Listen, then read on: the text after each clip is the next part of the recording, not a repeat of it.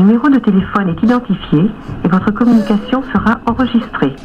Tout abus sera sanctionné. Le SAMU Centre 15, bonjour, quelle est votre urgence?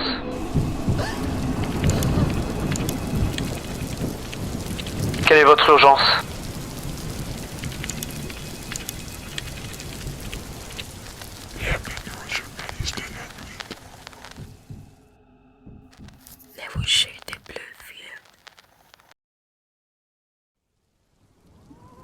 Tenu comme l'un des criminels les plus célèbres de l'histoire américaine, Ed Gein a terrifié la nation avec ses crimes macabres.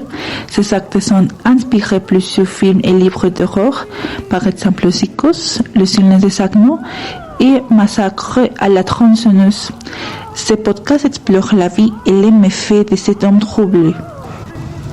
Donc, Edward Theodore Gein, né en 1906 dans une petite ville du Wisconsin, a grandi dans son état voisin aux États-Unis.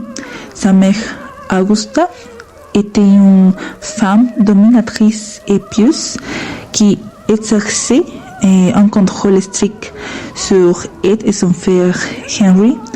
Elle les empêchait de se faire des amis et les isolait du monde extérieur.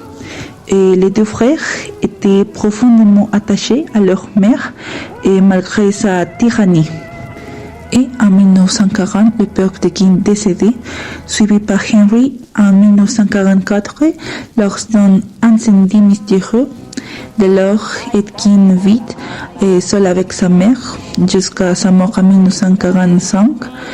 Profondément affecté par cette perte, il conserve la pièce où il dormait intacte et commençait à s'intéresser aux magazines érotiques et aux récits des meurtres. Ed Gein a été arrêté et déclaré inadapté à être jugé en raison de son état mental.